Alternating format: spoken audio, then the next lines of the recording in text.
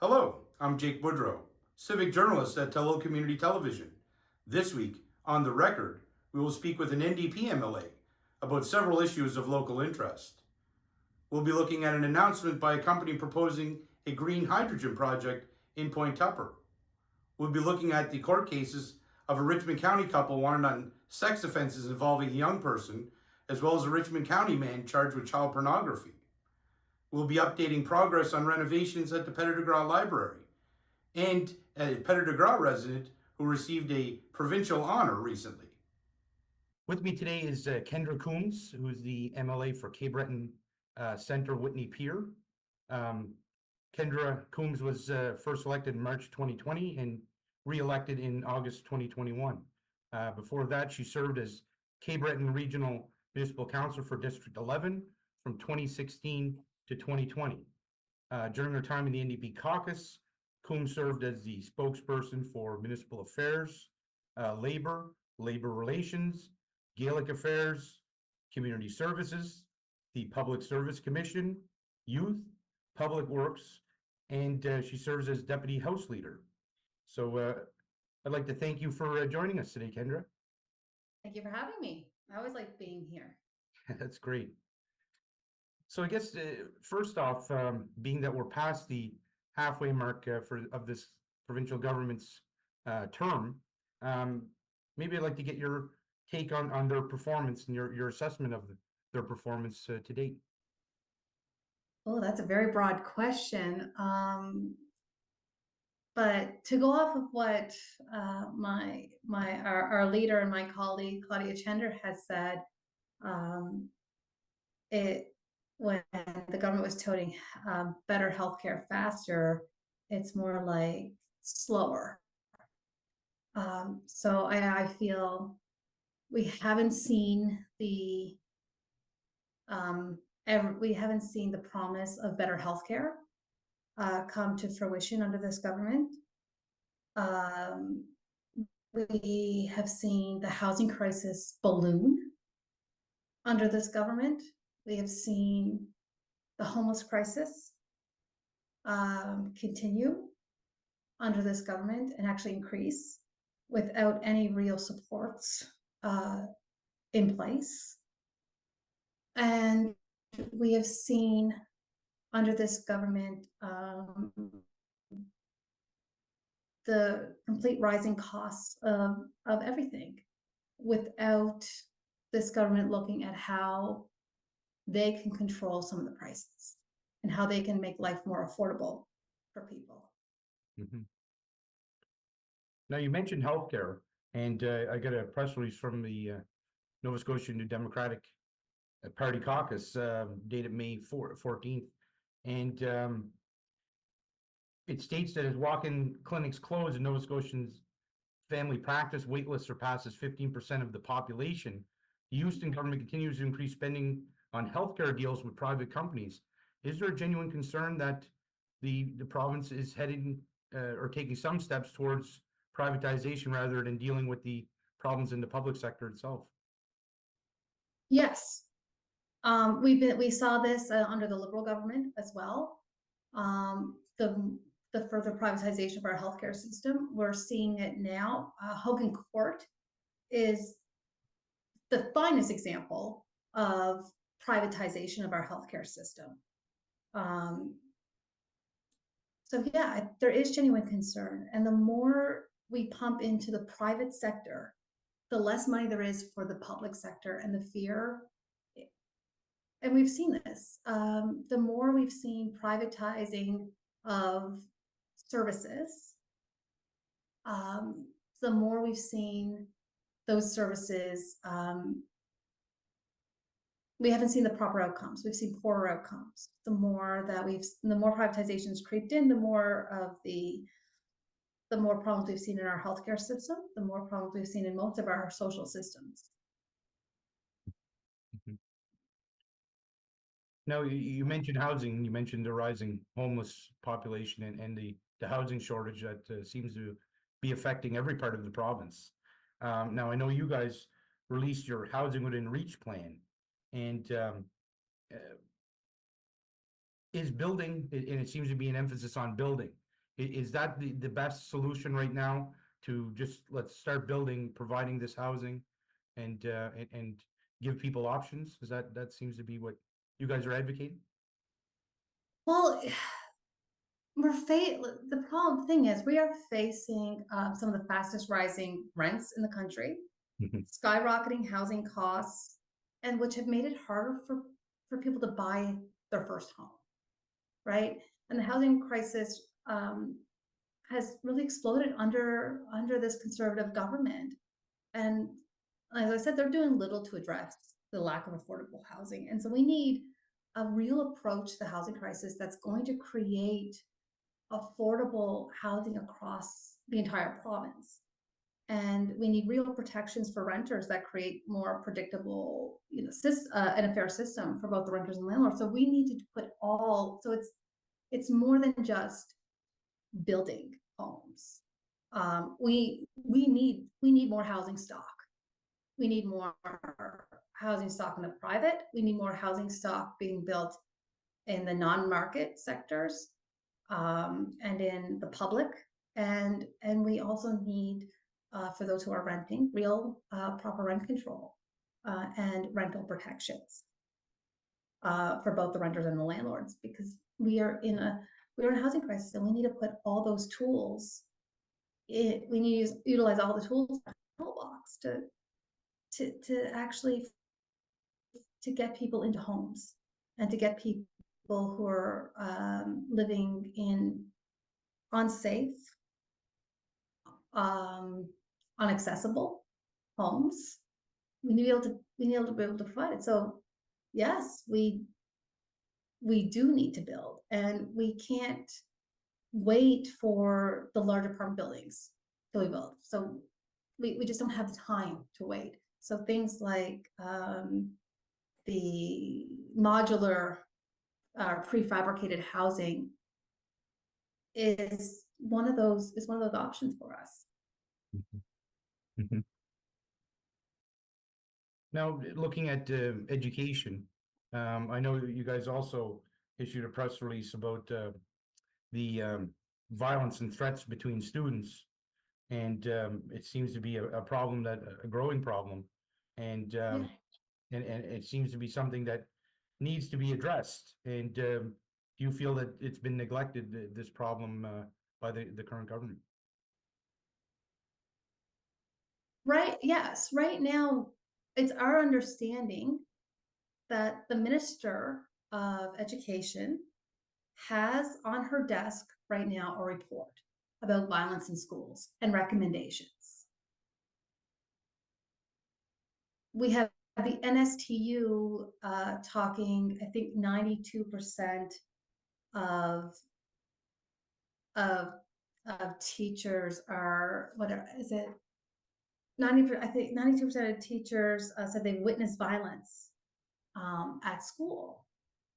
That's a high proportion of teachers who are witnessing this violence, and children who are witnessing violence in schools. It is not abnormal. In the past, while we were in the legislature, for instance, 2 days in a row, there were schools on lockdown due to weapons. One was a knife, and one was a BB gun that a student had. So one knife, one BB gun. That was just within 2 days while we were sitting in the legislature that we had this. Violence in schools is increasing. Ask anyone who works in the school system.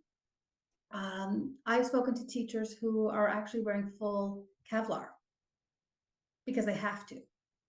And I mean full Kevlar plus, if they're a woman, there's been suggestions that they have to put their hair up in a hat. They can't wear jewelry. They can't carry coffee, a mug of coffee. They can't have anything that could be considered a weapon because of the violence in the schools or with particular students. This is what we're seeing. And so is anything being done? Well, there's just a report sitting on the minister's desk. Why isn't the resources being pumped into the schools? Mhm. This is not the first time we've heard of extreme violence in schools. And yet the resources that are needed are not there. Not from the teachers I'm talking to. The real resources that are needed in the schools are not there. Mm. And everybody is stretched thin. Now, in your opinion, the latest contract offer that was made to the Nova Scotia Teachers Union, was that sufficient? Were those issues, classroom conditions, were those addressed? Or did this come down to a matter of, dollars and cents? Do you think that some things were lost in that offer? I don't really want to speak to NSTU's contract because I think that's for the members who are going to be voting on that contract to analyze and decide for themselves. I'm not in the classroom every day. I can tell you some things I think are needed, but only those that are in the classroom every day can tell us what are needed and if this contract is sufficient for them. So I'd rather leave it up to the NSTU members to decide if it's sufficient for them. Mm-hmm. Now, when we were talking about healthcare, I know one of the criticisms of the government's approach it seemed to be that all the time, effort, and money was concentrated in healthcare, and there wasn't a chance to really give attention and resources to other aspects and other priorities that they have to administer to, like schools we were just talking to, and the roads and bridges. And as we know, there's several roads and bridges that are in need of attention, in need of work. In the case of the Port Royal Bridge, it was removed and there are no plans to replace it. You know, I don't think you can blame healthcare on that, but is that just a lack of attention from the current government and possibly previous governments as well? I think there seems to be an inability to walk and chew gum at the same time. So when a government says, well, our focus has been on healthcare, but we haven't seen healthcare get better, that's no excuse for neglecting the other services and other departments. It's not an excuse. You can't say, well, we were so focused on healthcare. What, that you forgot that you're actual government and government is supposed to take care of the departments that they're responsible for. And to use, because you're focused on one department as a reason to neglect another, doesn't hold for me. That's like saying in my office, I'm dealing with this big issue. So everything else goes to the wayside. That's not how it works in my office. My office is we're dealing with the big stuff and we're dealing with the lower hanging fruit as well at the same time. The government should be able to, government needs to be able to do the same. And so but again, not putting resources into roads leads to safety issues. And it also leads to communities not being, potentially left stranded. I can give you an example for my area, and that was the Myra Gut Bridge in Cape Breton. Myra Gut Bridge was taken out of commission for a number of years. And for many residents, that meant 20 to 40 minutes added to their commute, cut off from their community. That can cause some serious delays in for safety for emergency responses. It creates more traffic somewhere else on the road. It causes also more roads to deteriorate faster. So when we're not taking care of those things and we're neglecting them, what we're doing is we're upping the price tag. So if a bridge, such as Port Royal is, not in the best of shape, then the thing we should be doing is fixing it before it gets worse. It's the same as if you have a small little leak in your roof and you just let it go until it's a huge leak. The price tag goes up. And it's been recommended, and it's been recommended by the Auditor General that more work needs to be done on our bridges and they gave the example of such as New Brunswick, where I think it's in New Brunswick that they actually report the conditions of bridges to residents, and it's online, and you can find out what grade level and what's wrong with the bridge. And this government said no because they didn't want to use it as a scare tactic and scare people. Well, I didn't think it was a scare tactic. I thought, well, you know what? I know what's wrong with my bridge. You know, if I'm driving over, you know, in my riding, we have a bridge we call the New Bridge, which is the River Ryan Bridge. And I hear, you know, something in that bridge. I wouldn't mind going online saying, oh, what's wrong with this? You know, is there something not right with this bridge? What's going on with it? Is it on the government's radar? You know, instead of the potential of the bridge being taken out because it's not getting proper service. So yeah, I don't think it's an excuse. I don't think we can use doing other things as an excuse, and also allowing something to get to the point where it has to be taken out of commission. Like I said, it ups the price tag for the rebuild or replacing it. And if it's not replaced or rebuilt, what you're doing is potentially adding the concept of people feeling not connected to their community anymore. You know, there's a connection there at some point that some bridges have to community, and it adds more time on commutes and more traffic elsewhere, and more roads deteriorating elsewhere because the more traffic load. That's what we've seen. Mhm. Does that answer your question? I hope. Yeah, I believe so. So during this past session and the previous sessions, are there other issues that you guys have dealt with other than housing, healthcare, education, and roads and that? I know those are the main ones and the big ones, but are there some other issues that I haven't asked you about, we haven't discussed that you'd like to Well, talk about? there's always the coastal protection, Right. you Yeah. know. I'm glad you brought that up. Yeah, coastal protection, it was a shock. I would love to say it was a shock to us, but in a way it was. The fact that we were, you know, government, everybody, all parties voted in favor of coastal protection, and it went to regulations. And then this government decided not to proclaim it. Instead, what they're doing is downloading it onto municipalities. And to me, this is wrong. This is wrong-headed. Because what municipalities have said that they wanted was a provincial act. And instead, what we're doing is allowing people to decide if they should or shouldn't build on the coastline. And we've already seen that, you know, and so we're expecting everybody to act in good faith and to not build along the coast.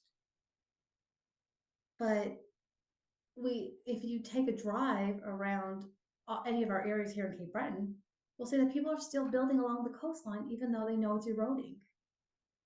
We still have that problem. And big builds, small builds, they're building along the coastline, even though it's eroding. And what we need is government to actually proclaim or vote in an act that protects the entire coast of Nova Scotia, you know, and here in Cape Breton is very close to our hearts, you know, to protect our coastline here on the island is very crucial. It's very important, and it's something that it should be fairly unified. Municipalities should not have to have a hodgepodge of bylaws and of zoning, you know, when the province could clearly provide it and could have provided guidance and take a lot of the burden off municipal units. But again, I don't know, like, you know, they said that people didn't want it, but a majority of people want a Coastal Protection Act. I don't know who this government was talking to, because they certainly weren't talking to Nova Scotians, especially those living along the coastline, who are very concerned that the coast is continuing to encroach upon them. Mm-hmm. Mm-hmm. And you're of the belief, and I assume your party and caucus, that the main remedy is through one provincial act that covers the entire province, rather than a patchwork of acts that vary depending on which municipal jurisdiction you're in. Well, there is that, and there is the concept that the inspectors, not every municipal unit has access to full-time inspectors. And it would, the province being able to utilize their inspectors to do this work as well would be a tremendous help, because what we've even seen in our housing is the reason why some things are delayed in the building of things is housing is inspectors and contractors and this and that, but one of the major ones is, one of the big things is inspectors. Mm-hmm. And so if not all municipalities can provide inspectors at every single, whenever they're needed, and they share them between municipal units, may not always work. So we have that as well. So the province having a provincial act just allows more emphasis on the need to protect our coastlines. Well, I'd like to thank you very much for your time, Kendra. And Thank you for having me. yeah, it was great speaking with you, and we hope to keep hearing from you and your Democratic colleagues in the future. Daryl and Shelley DeGoo are scheduled to stand trial in the fall. According to Nova Scotia Public Prosecution Services, October 29th to November 1st has been set aside for the trial in Port Hawkesbury Provincial Court.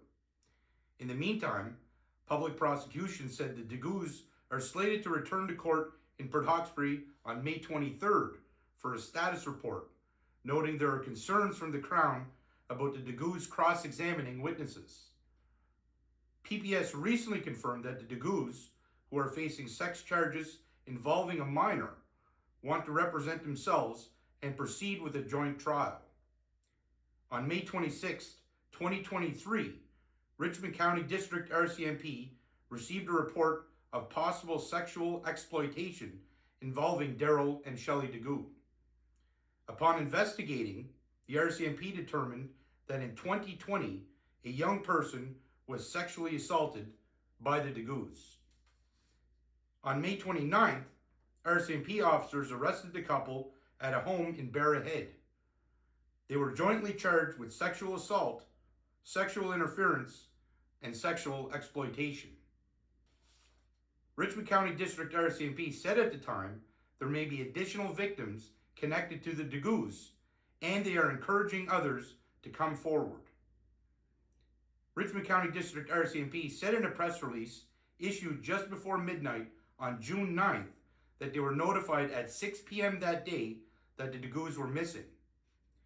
The RCMP's Provincial Public Information Officer said at the time that police received a missing person report from a person who knows the DeGoos.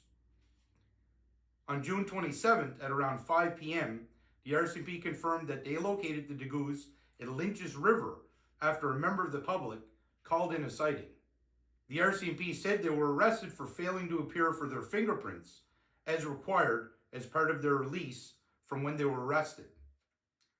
On August 28th in Port Hawkesbury Provincial Court, Daryl and Shelley DeGoo were arraigned on charges of sexual assault, sexual interference, and sexual exploitation. The company planning a large-scale green energy project in Richmond County said it has reached another milestone. Everyone Fuels announced the completion of front-end engineering design and front-end load engineering for phase 1 of its green hydrogen to green ammonia project in Point Tupper. Everyone Fuels said the completion of the FEED marks a major milestone in the development of the project and represents the first announced completion of this phase for a large-scale green hydrogen and green ammonia production facility in North America. Trent Vichy, CEO and founder of Everwin, said this is a step forward in the company's mission to develop a green fuels hub in Atlantic Canada. The project will use cutting-edge PEM electrolyzers and ammonia synthesis technology to convert water from Landry Lake and energy primarily from newly built farms into green hydrogen and green ammonia. The first phase of the project is designed to produce approximately 240,000 tons per year of green ammonia. The project will bring significant economic and environmental benefits to the region, said Everyone Fuels. Everyone said it anticipates working in partnership with local unions while providing significant opportunities to both apprentices and First Nations. The Crown has withdrawn a charge against a Richmond County man who was arrested on child pornography charges in February. William Taylor Johnson Burke, a Bulladeck First Nation, appeared in Port Hawkesbury Provincial Court recently for an election and/or plea hearing. Nova Scotia Public Prosecution Services said the charge of distribution of child pornography was withdrawn, but a hearing on 2 counts of possession of child pornography is scheduled for June 24th in Port Hawkesbury. On February 8th, the RCMP's Provincial Internet Child Exploitation Unit, assisted by Richmond County District RCMP and RCMP Digital Forensic Services, executed a search warrant at a home in Bulladeck. According to the RCMP, investigators were directed to the residence after a social media application notified law enforcement that child pornography was transmitted on their service.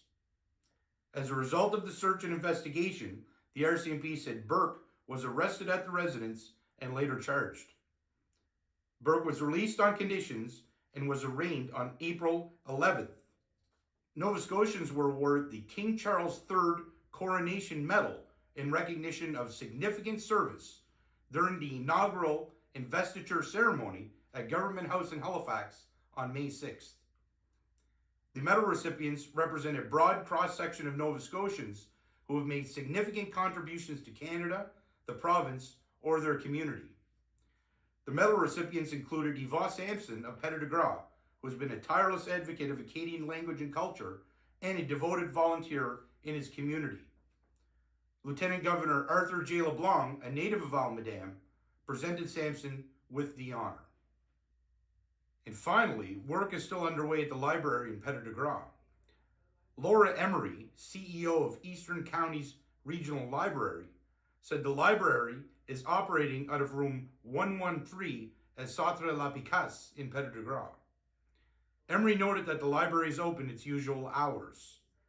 The regional library said renovations started on April 15th. Eastern County's regional library said the repairs were required after the building sustained damage during Hurricane Fiona. The ECRL said work will also include general improvements to the library space.